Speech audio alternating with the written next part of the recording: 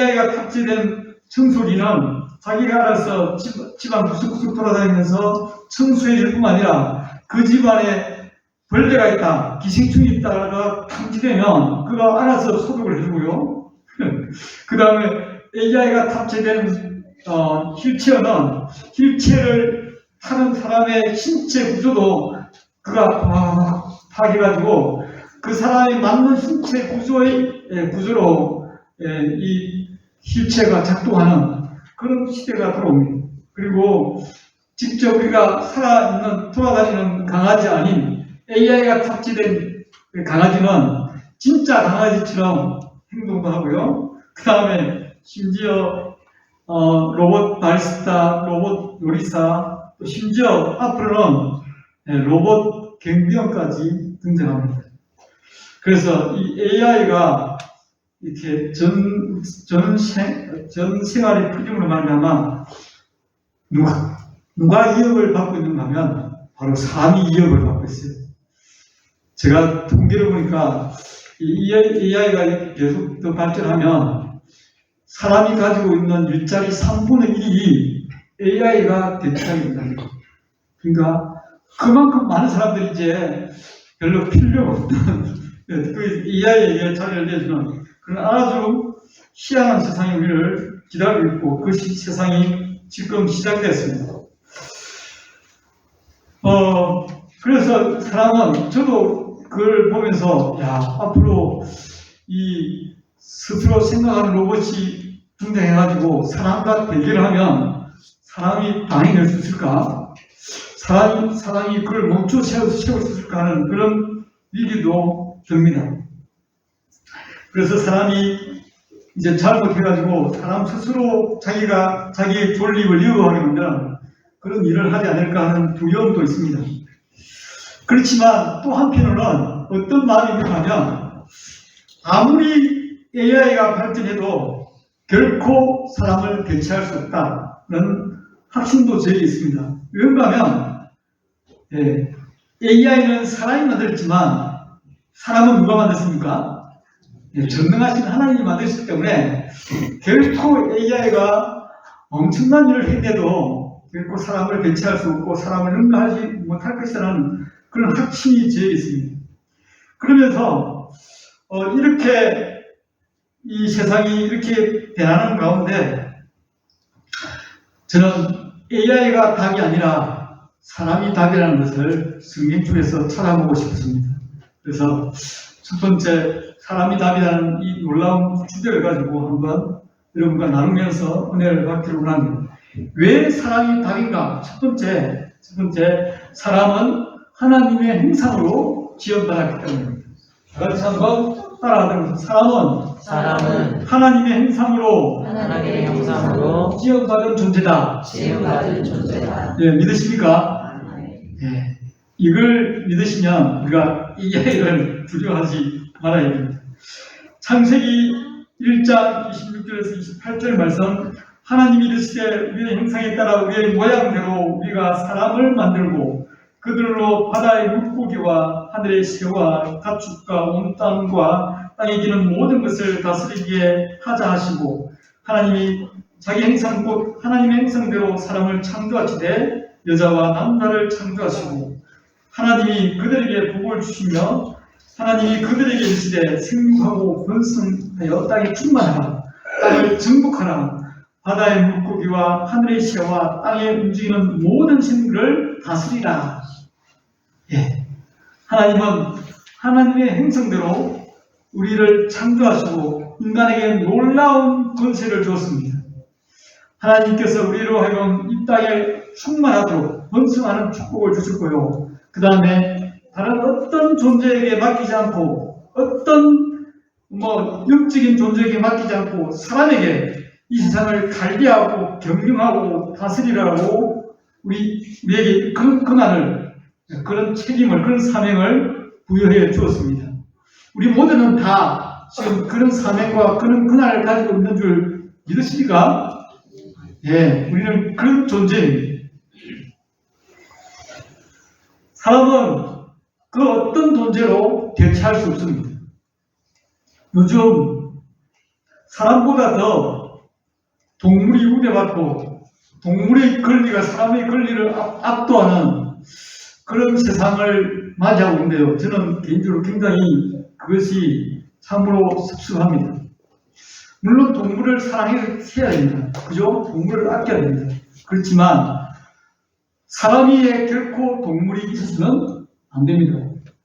저는 그런 입장입니다. 왜냐하면 하나님의 형상으로 사람이 지원받았기 때문에. 사람이 하나님의 형상으로 지원받은 대표적인 증거가 두 가지가 있는데요. 한 가지는 다른 동물과 다른 생물과 다른 대표적인 두 가지가 있습니다. 그것이 첫 번째 뭔가 하면 보편적 윤리의식을 가지고 있다는 것입니다. 사람은 보편적 윤리의식을 가지고 살아갑니다. 보편적 윤리의식이라는 뭔가 하면 공의를 추구하고 정의를 추구하고 진리를 추구하는 것. 이것이 보편적 윤리의식입니다. 다른 동물은 보편적 윤리의식에 따라 살아가는 것이 아니라 주어진 본능에 따라 살아갑니다.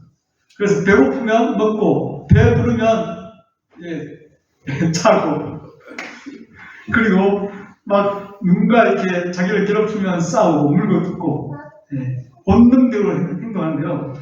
사람은 하나님의 형상을 만드신 사람은 본능을 초월해서 본능을 뛰어넘어서 보편적 윤리로 살아갑니다.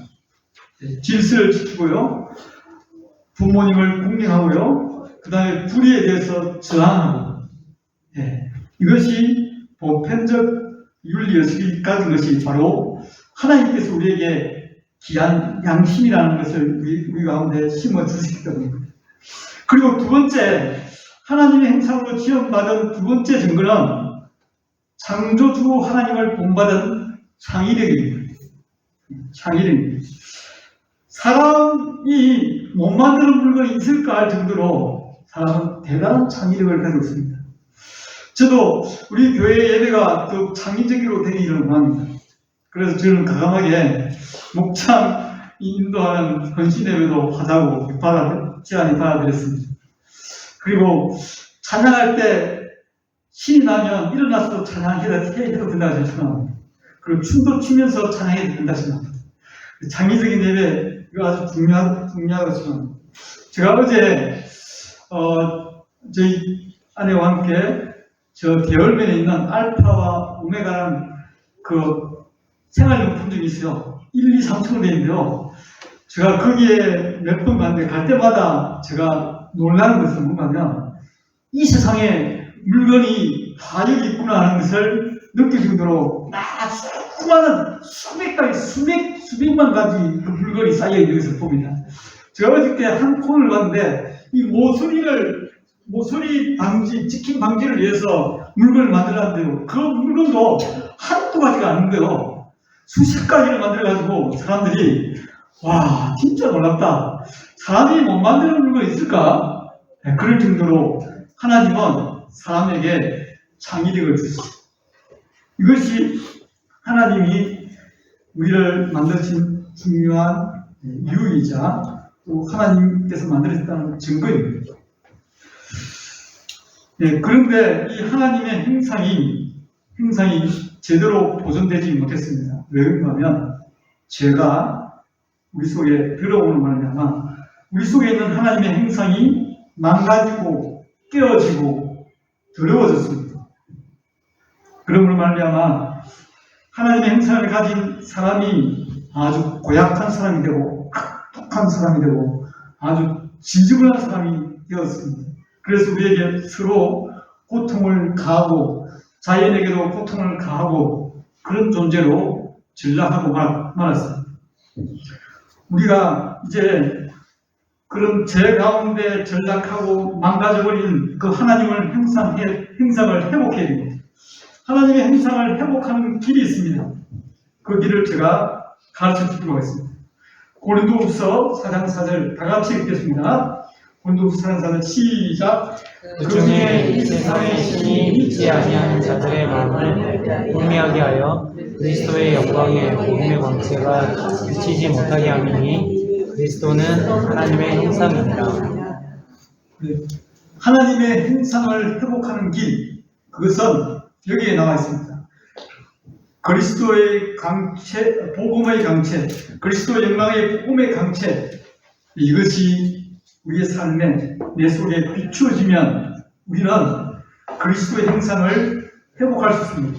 왜냐하면 바로 예수 그리스도가 그리스도의 하나님의 형상이기 때문에, 그리스도가 하나님의 형상이기 때문에 우리가 그리스도의 영광의 복음의 강체를 우리가 비춤을 받으면, 우리가 예수로 충만하고 더욱 예수 닮아가는 사람이 되면 우리는 하나님의 형상을 우리 삶 속에 회복할 수 있습니다. 제가 하나님의 형상을 회복하는 이 과정을 좀 더 구체적으로 말하면, 우리가 하나님의 형상을 회복하기 위해서 먼저 예수 그리스도의 십자가의 보혈을 드리고 우리가 제사함 받고 하나님의 자녀로 거듭나야 돼요.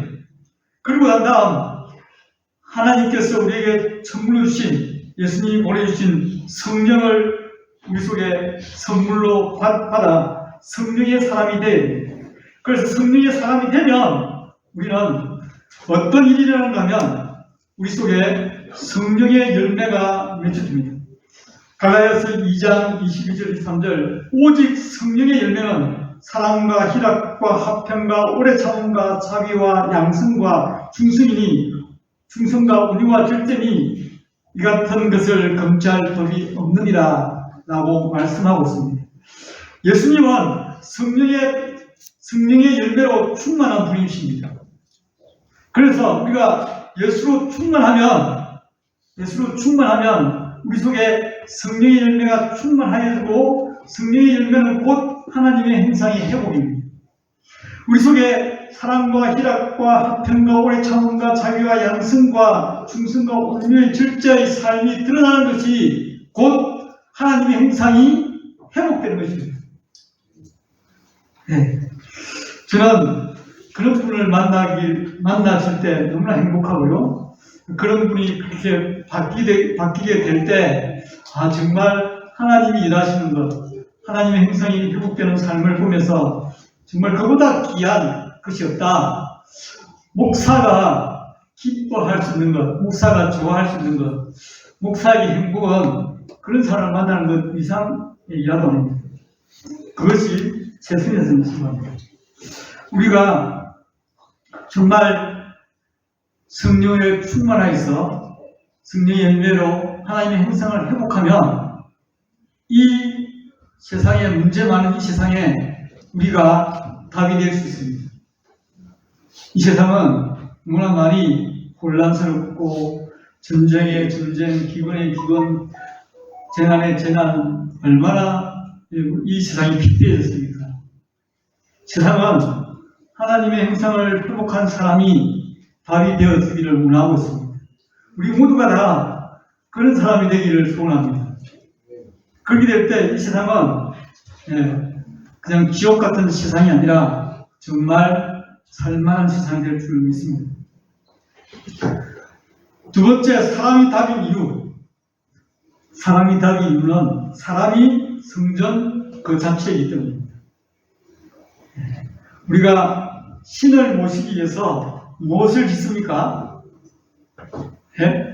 신전. 우리가 신전까지는 아니라도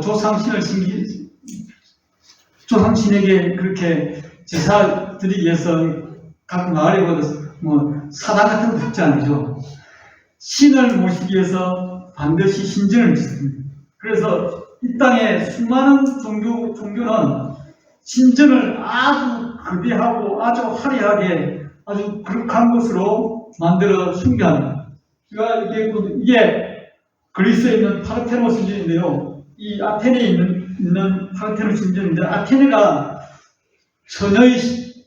처녀로서 이 아테네 그리스를 보호하는 신이에요. 그 신에게 숭배하기 위해서 그 높은 언덕에 파르테논 신전을 세우고, 그 다음 사이는요, 이것은 어느 신을 모시는 신전이겠어요? 이건 인도에 있는 힌두교의 신을 섬기는 힌두교들이 모이는 신전이에요. 그처럼 이 모든 이 사람들 속에 있는 그 종교성 때문에 신을 모시기 위해서 신전을 만들고 거기에서 신을 숭배합니다. 그런데 성경은 이게 진짜 성전이 아니고, 이건 진짜 신전이 아니고, 누구를 신전이라 하면 우리를 성전이나 하고 우리를 신전이나. 놀라운 말씀 아닙니까? 고린도전서 3장 16절.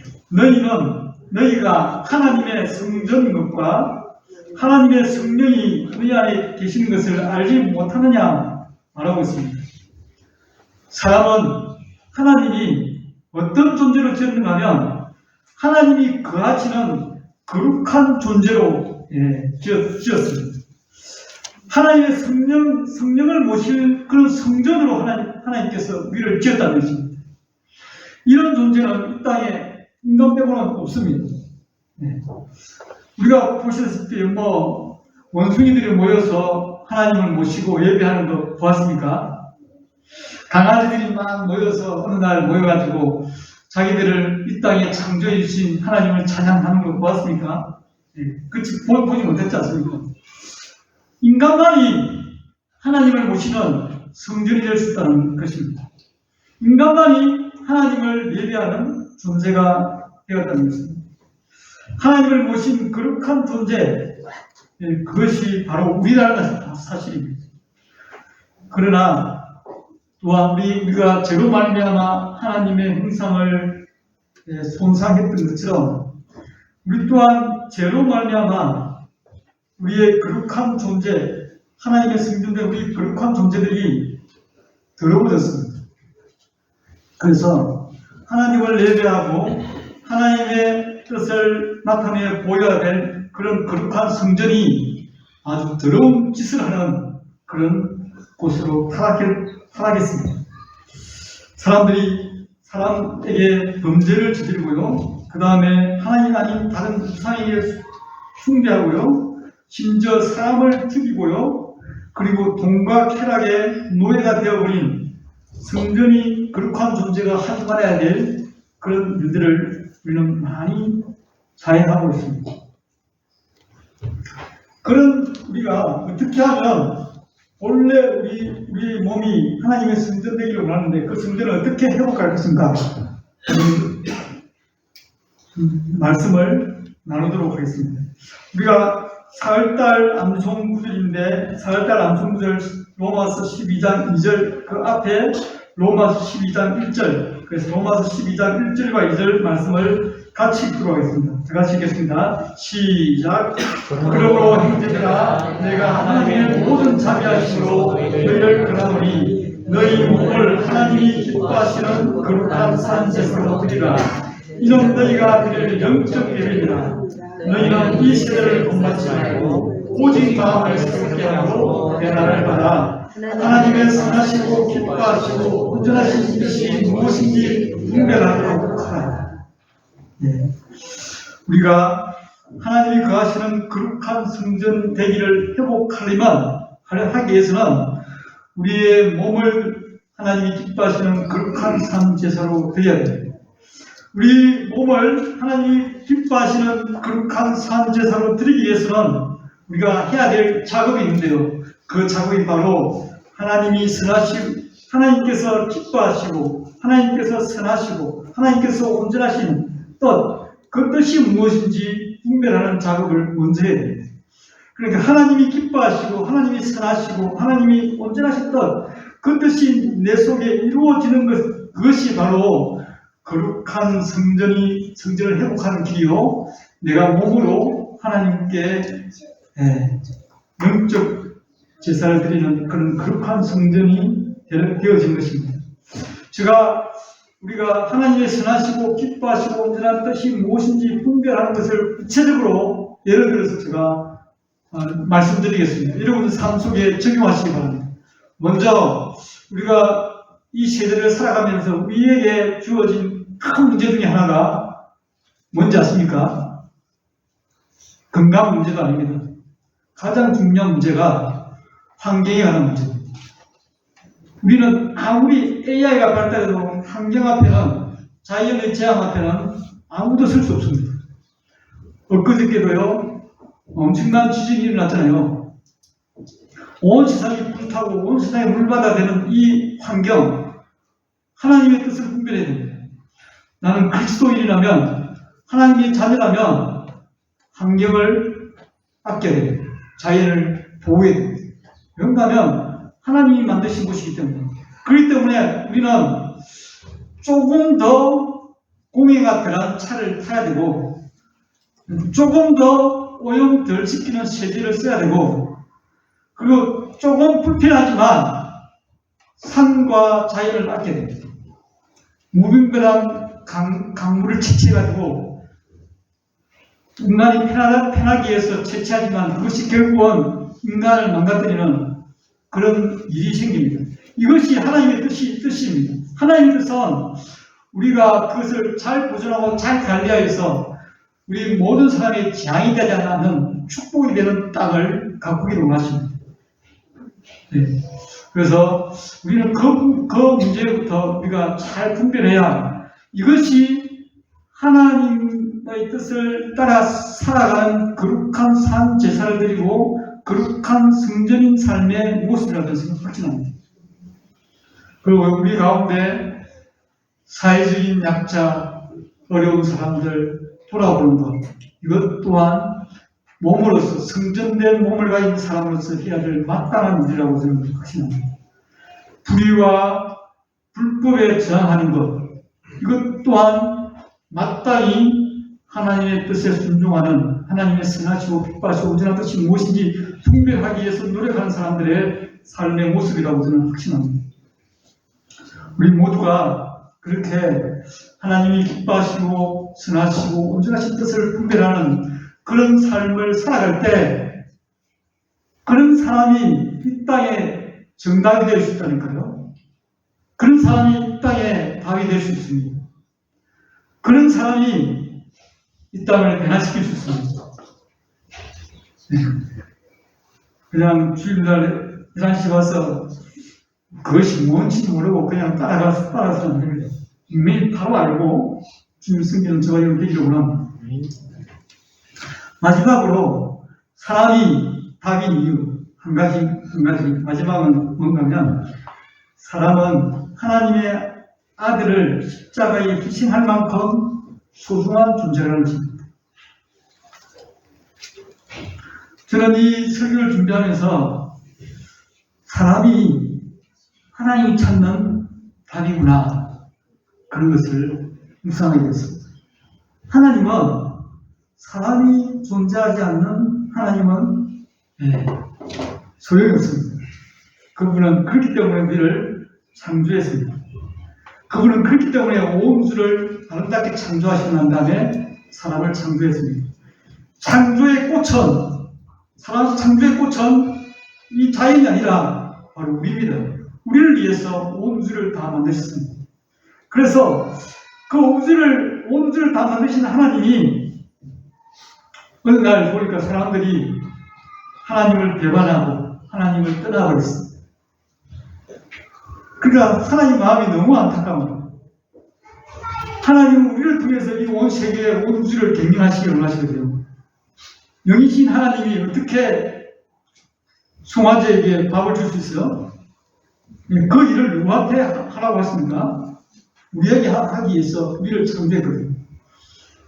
그런 일을 해야 될, 올바른 일을 해야 될 사람이 죄로 말미암아 죽음과 사망의 노예가 되어버렸을 때 그 사람을 위해서, 그 우리를 위해서 하나님의 아들 독생자 예수 그리스도를 이 땅에 보내주시사 우리를 위해서 십자가에 못 박혀 돌아가게 만들었습니다.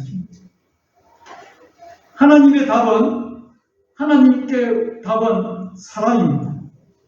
그렇기 때문에 우리는 하나님이 기뻐하시는 삶을 살아내야 됩니다. 우리가 주일날 이렇게 모여서 예배하는 것, 이것은 하나님이 우리를 답으로 삼았기 때문입니다. 다른 어떤 존재로 답을 삼지 않고 바로 내가 사람을 통해서 대회받고 사람을 통해서 이 온 우주를 만드신 우주를 맡기겠다는 놀라운 뜻입니다.